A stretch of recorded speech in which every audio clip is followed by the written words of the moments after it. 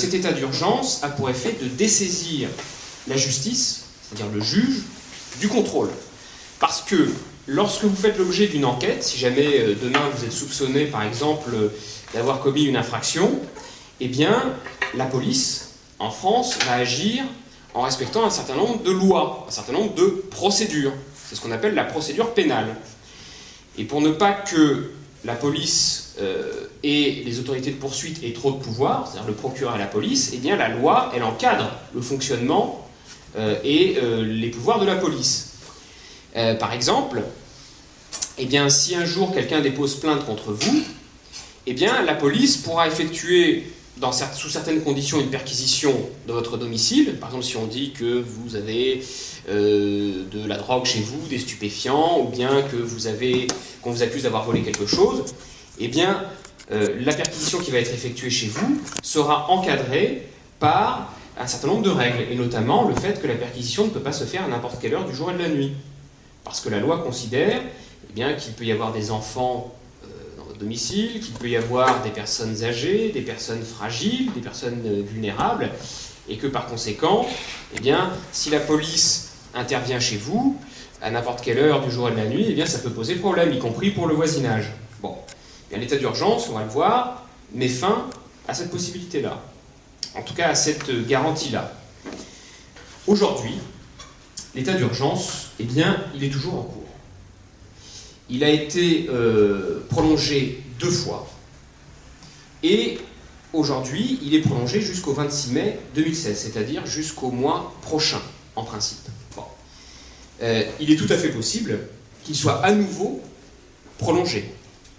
Parce que si vous voulez, et je reviendrai dessus un peu plus tard, eh bien, il est tout à fait possible que le gouvernement ne souhaite pas prendre le risque de lever l'état d'urgence avant. Et on va voir pourquoi est-ce que ce risque ne serait pas pris par le gouvernement. Bon, je reviendrai là-dessus un peu plus tard. Donc sur la question de l'état d'urgence, pourquoi est-ce que l'état d'urgence est appliqué dans l'hypothèse, enfin dans la situation d'attentat terroriste? C'est que on estime, alors je dis on de façon générale, et bien que dans le cas d'attaque terroriste, on a affaire à une guerre de type asymétrique. C'est-à-dire qu'il ne suffit pas de sortir des chars et des soldats pour combattre le terrorisme, puisqu'il a lieu dans les limites du territoire national, mais qu'il est nécessaire de le combattre par d'autres moyens, c'est-à-dire en contrôlant davantage la population et en menant cette guerre asymétrique, c'est-à-dire en allant chercher des armes là où elles peuvent se trouver, en contrôlant de façon un peu plus poussée la population, en permettant des perquisitions à n'importe quelle heure du jour et de la nuit. Bon. Ce qui s'est passé également, c'est que d'un point de vue, puisque vous êtes majoritairement des juristes, d'un point de vue légal, eh bien, pour mettre en place cet état d'urgence, et ça il y a peu de gens qui le savent, eh bien, la France, le 24 novembre 2015, a informé la Cour européenne des droits de l'homme qu'elle allait suspendre, et je dis bien suspendre, l'application de la Convention européenne des droits de l'homme, qui protège notamment la population contre la torture, les traitements inhumains ou dégradants, qui protège le droit de propriété, etc.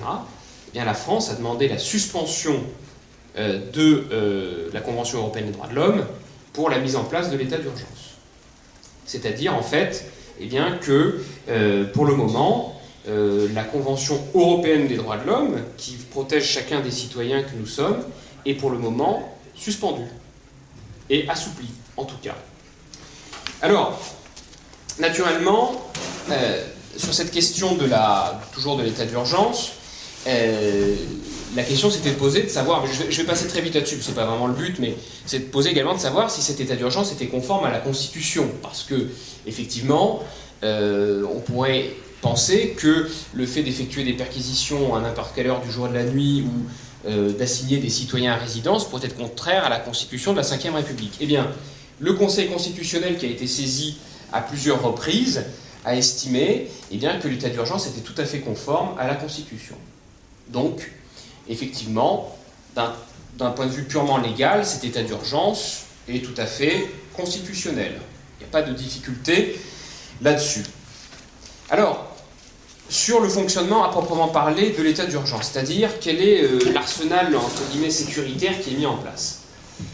Premier élément, eh bien, qui sont les personnes concernées par cet état d'urgence, qui peuvent être concernées par les mesures prises par l'état d'urgence. Comme je vous l'ai dit tout à l'heure, ça peut être n'importe quelle personne, ça peut être vous comme moi. Il n'y a absolument aucune raison que nous ne soyons pas, un jour ou l'autre, d'une certaine manière, confrontés à cette question de l'état d'urgence. C'est assez curieux parce que dans l'esprit général, on se dit l'état d'urgence, il a été mis en place pour contrer les terroristes. Bon, moi je ne suis pas terroriste, vous n'êtes pas terroriste, a priori cet état d'urgence ne devrait pas nous concerner.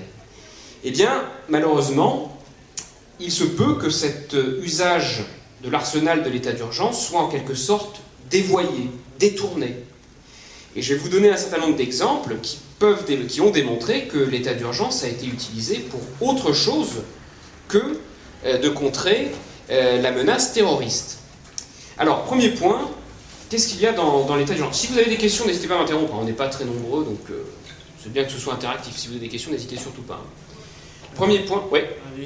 Est-ce qu'il y a des dispositions dans la Constitution, dans la loi de manière générale, qui réglementent l'utilisation de l'état d'urgence, qui permettent de le prolonger trop longtemps Alors, en fait, ce qui réglemente l'état d'urgence, je ne vais pas rentrer dans ces détails-là, mais oui, il y a quand même une réglementation, c'est que l'état d'urgence ne peut être prolongé que par une loi. C'est-à-dire une loi votée par le Parlement, par l'Assemblée nationale, qui est le seul habilité à prolonger l'état d'urgence. Mais si le Parlement vote la prolongation de l'état d'urgence, rien ne l'empêche effectivement de le prolonger, je ne dirais pas ad vitam aeternam, mais de façon assez longue. Et je vais vous démontrer que dans d'autres pays, ça a été le cas. C'est dans des pays dans lesquels on pourrait pourtant penser qu'il s'agit effectivement de grandes démocraties et que l'état d'urgence n'aurait pas lieu de perdurer très longtemps. Alors, premier élément de cet état d'urgence, c'est la durée de la garde à vue. Une personne peut être retenue sur le fondement de l'état d'urgence pour une durée de 120 heures. Vous avez un commissariat de police juste à côté.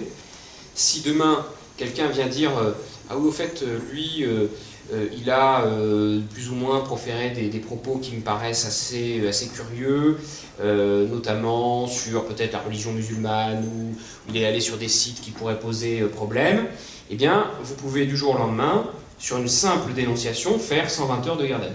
Voilà. La durée moyenne d'une garde à vue en France, la durée légale c'est 48 heures, la durée moyenne c'est 36 heures, voire parfois un peu moins. Bon.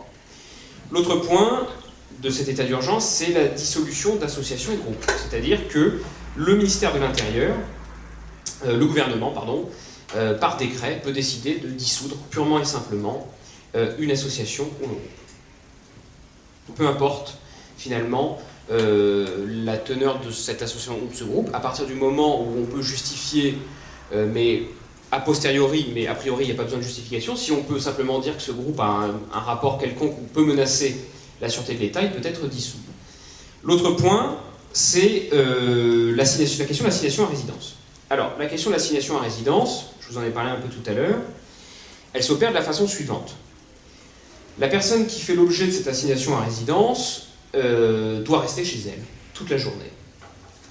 Elle a des horaires de sortie, effectivement, des horaires de sortie qui sont fixés par le ministère de l'Intérieur, donc par l'intermédiaire du préfet, et elle peut être obligée, cette personne peut être contrainte à aller pointer jusqu'à 3 fois par jour au commissariat de police. Donc, je vous laisse imaginer la situation qui peut être celle d'un étudiant ou de quelqu'un qui travaille, qui aurait pour obligation d'aller pointer 3 fois par jour au commissariat de police. C'est-à-dire impossibilité de travailler, perte nécessairement de son emploi. Si vous avez un travail et que vous êtes obligé de vous absenter 3 fois par jour pour aller pointer au commissariat de police à côté de chez vous, naturellement vous ne pouvez pas poursuivre un travail, et difficulté par la suite même de pouvoir retrouver un travail. Et il existe actuellement en France des personnes qui sont assignées à résidence et qui ont cette obligation de pointage 3 fois par jour. Vous avez également la possibilité, le cas pour le ministère de l'Intérieur d'ordonner la fermeture de lieux divers, c'est-à-dire que le ministre de l'Intérieur peut ordonner la fermeture de salles de spectacle, de débits de boissons, etc. Ce qui peut être tout à fait compréhensible pour des raisons de risque d'attentat immédiat, mais qui au bout d'un certain temps peuvent quand même poser question. Bon. Eh bien, cette possibilité-là, elle est effectuée sans difficulté et sans contrôle d'un juge. C'est-à-dire qu'il n'y a pas de juge qui va vérifier la légalité de la fermeture. Et si demain, vous tenez un débit de boisson, par exemple, et que pour une raison X ou Y, eh bien, le préfet décide de fermer votre débit de boisson, vous ne pouvez pas le contester. Donc, ça peut entraîner la ruine totale eh bien, de votre entreprise.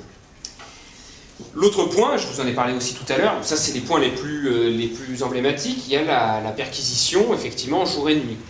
Avec l'état d'urgence, les perquisitions peuvent se faire entre 22h et 7h du matin. C'est-à-dire on peut venir chez vous à 5h du matin ou à 1h du matin pour effectuer une perquisition. Et la sanction pour une personne qui refuserait de se soumettre, par exemple, eh bien, à ces mesures, est une peine de 6 mois d'emprisonnement et de 7 500 € d'amende. C'est la sanction qui est prononcée dans l'hypothèse eh bien, d'un refus de se soumettre aux mesures de l'état d'urgence. Encore une fois, tout ça est effectué sans l'assentiment d'un juge ou le contrôle préalable d'un magistrat. Alors, sur le détournement de l'état d'urgence, parce que il faut quand même garder à l'esprit qu'à la base, l'état d'urgence vise à lutter contre le terrorisme. C'est l'objectif central. Bon. Vous allez vous dire peut-être, qu'est-ce qu'il nous raconte celui-là? Moi je ne me sens pas du tout concerné, je n'ai pas de lien particulier de près ou de loin, même avec, je dirais, quoi que ce soit qui pourrait par exemple se rapprocher de l'islam, puisque la question de l'état d'urgence, finalement, elle concerne surtout, l'objectif serait surtout de contrer le terrorisme islamiste. Je vais vous donner quelques chiffres qui vont peut-être être beaucoup plus éloquents que moi. À compter du 9 décembre 2015, il y a eu un rapport qui a été fait sur la situation, enfin le décompte de l'état d'urgence. Il y a eu au 9 décembre 2015 plus de 2500 perquisitions administratives qui ont été menées et qui ont entraîné l'interpellation de 305 personnes. Donc sur l'ensemble du territoire national, ça faisait à peu près un mois que l'état d'urgence avait été mis en place. Il y a eu donc plus de 2500 perquisitions administratives, et ces 2500 perquisitions n'ont amené à l'interpellation que de 305 personnes. C'est-à-dire que les policiers ont fait 2500 descentes, 2500 perquisitions, et ces 2500 perquisitions n'ont amené à l'interpellation que de 305 personnes. C'est-à-dire qu'on a ramené au commissariat de police que 305 personnes. Et sur ces 305 personnes, il n'y en a que 267 qui ont été placées en garde à vue. Il y a eu 354 personnes qui ont été assignées à résidence, et au 7 janvier 2016, il y a eu, cette fois-ci, 3021 perquisitions administratives qui avaient été déjà réalisées, et, tenez-vous bien, il n'y a que 25 infractions qui ont pu être liées au terrorisme. C'est-à-dire que sur les 3021 perquisitions, donc on est allé dans le domicile de 3021 personnes, et je vous parle du mois, je me suis arrêté au mois de janvier 2016, eh bien il n'y a que 25 personnes qui pouvaient avoir un lien avec le terrorisme. Tout le reste, les autres personnes, n'étaient absolument pas concernées par le terrorisme. Et sur ces 25 personnes, sur ces 25 infractions en lien direct avec le terrorisme, eh bien les forces de l'ordre ont relevé que 21 d'entre elles relevaient de l'apologie du terrorisme. C'est-à-dire qu'on avait affaire à des personnes qui, en gros, n'étaient pas à proprement parler des terroristes, mais faisaient l'apologie du terrorisme. C'est-à-dire des pamphlets en faveur de Daesh ou d'Al-Qaïda ou autre. Mais sur les 25 personnes, sur les 25 infractions en question, il n'y avait que 21 il y en avait 21 qui concernaient l'apologie du terrorisme, ce qui fait que je vous laisse faire le décompte.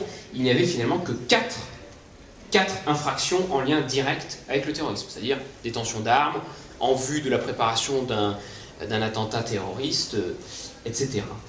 Alors, et ce n'est pas terminé, que se passe-t-il lorsque vous êtes placé en garde à vue et qu'on estime que vous êtes effectivement, qu'il y a des raisons plausibles de soupçonner que vous avez commis une infraction, que vous allez commettre une infraction terroriste, et qu'il existe des raisons, des indices graves ou concordants qui laissent penser que vous êtes un terroriste, eh bien vous êtes par la suite mis en examen devant un juge d'instruction.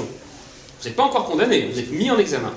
Eh bien, au 7 janvier 2016, il n'y a eu qu'une seule, je dis bien qu'une seule, mise en examen pour des faits en rapport direct avec une entreprise terroriste. C'est-à-dire qu'en janvier 2016, eh bien, il n'y avait qu'une seule personne qui avait été mise en examen dans un rapport direct avec le terrorisme. Vous avez un autre dévoiement de l'état d'urgence, et celui-ci me paraît être beaucoup plus criant.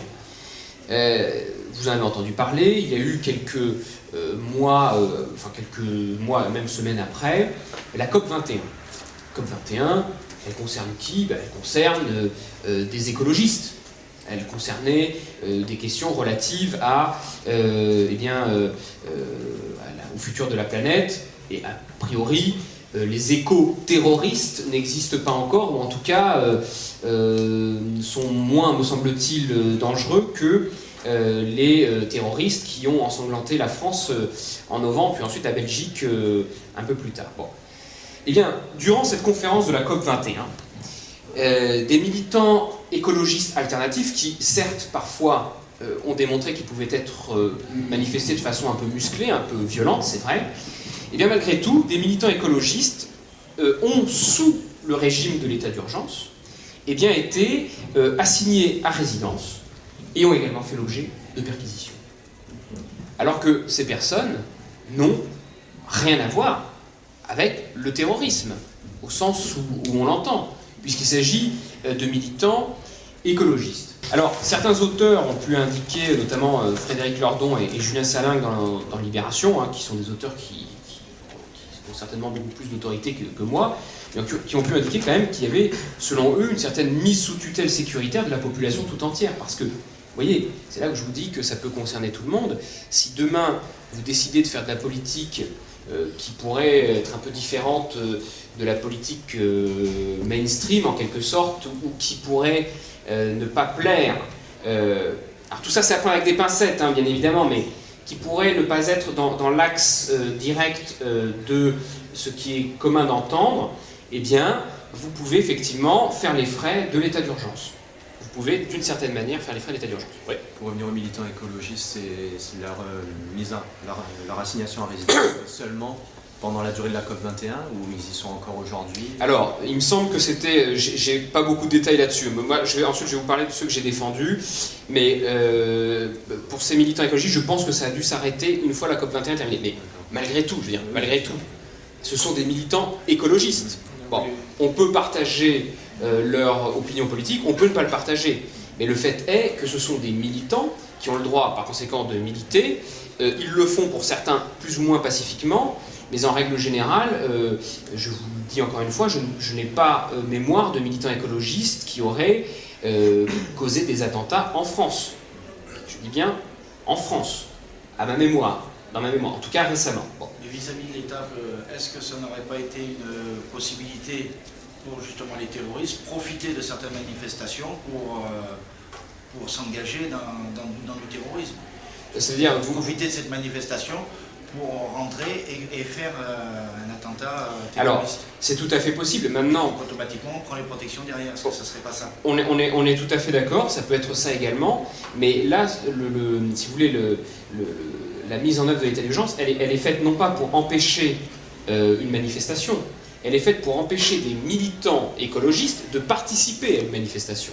C'est-à-dire que... Oui, mais de protéger aussi en même temps la COP21. Ça, entre autres, effectivement. Pour éviter les débordements qui pourraient être autres qu'écologistes. Tout à fait d'accord. Mais ce qu'on comprend mal, et ça c'est tout à fait légitime, oui, on sort tout juste d'un attentat terroriste, c'est normal qu'on veuille protéger la COP21 et éviter qu'il y ait des attentats qui soient commis à l'occasion de cette COP21.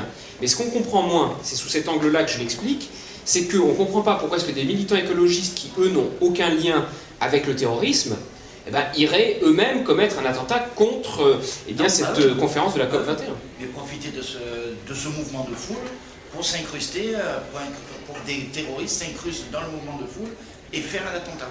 Ça, tout à fait d'accord, mais comme je vous le dis... Parce que c'est ce qui est recherché, puisque jusqu'à maintenant les attentats ont toujours recherché la foule.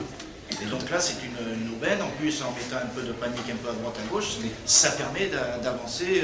Mais que les militants soient présents ou non à ce rassemblement, le risque il existe de pareil. Oui. Là, c'est juste d'empêcher ces militants d'être dans la foule. C'est exactement ça. Ce que je veux vous expliquer, c'est qu'il y ait des mesures qui soient prises pour protéger la conférence de la COP21. C'est tout à fait normal, parfaitement d'accord. Que ces mesures soient prises dans le contexte de l'état d'urgence. Pourquoi pas? Mais ce qu'on ne comprend pas, et ce qui démontre que l'état d'urgence est d'une certaine manière dévoyé, c'est qu'on ne voit pas pourquoi est-ce que des militants qui ne vont pas commettre d'attentats terroristes, qui vont se joindre à la foule des manifestants, parce qu'ils vont manifester, pourquoi est-ce qu'eux seraient assignés à résidence? Est-ce qu'ils présentent un danger, une dangerosité terroriste? Vous voyez ce que je veux dire? Je ne conteste, vous avez tout à fait raison sur le fait qu'effectivement le but c'est la protection de la conférence de la COP21. Parfaitement d'accord, mais les militants écologistes, eux, sont des militants écologistes. Ce ne sont pas des terroristes. Et pourtant, eux ont été assignés à résidence. Bon. Donc, effectivement, on peut constater que l'état d'urgence peut être, d'une certaine manière, mis en place pour entraver peut-être des manifestations écologistes, syndicalistes, et même, et je vais vous en donner quelques exemples, pour lutter contre l'immigration clandestine aussi. Les forces de l'ordre peuvent d'une certaine manière utiliser le motif de l'état d'urgence pour lutter contre l'immigration clandestine de façon générale. Et l'immigration clandestine n'est pas composée exclusivement de terroristes. Alors, sur la question, encore une fois, des dérives en quelque sorte de l'état d'urgence. La Commission nationale des lois de l'Assemblée nationale a été saisie. Alors la Commission des lois, c'est celle qui fait les lois, tout simplement. Enfin, c'est celle qui propose ensuite les lois, les projets de loi ou les propositions de loi à l'Assemblée nationale. Elle a saisi la Commission consultative des droits de l'homme en leur disant, écoutez, ça fait quelques mois maintenant, ça s'est fait en février 2016, donc c'était il y a moins de 2 mois. Dites-nous comment se passe actuellement la mise en œuvre de l'état d'urgence en France. Bon. Bien, la Commission nationale consultative des droits de l'homme a rendu son rapport le 19 février 2016 et elle y parle. Et moi, je ne fais que vous citer ce que disent les organismes qui ont été saisis. La Commission nationale consultative des droits de l'homme dit qu'il y a des dérives qui existent avec cet état d'urgence. Qu'il y a eu des, je cite, détournements de l'état d'urgence, qui constituent, entre guillemets, un recul injustifiable de l'état de droit, et affirme que les mesures sont pour l'essentiel de nature, ouvrez les guillemets, à stigmatiser une population et une appartenance religieuse,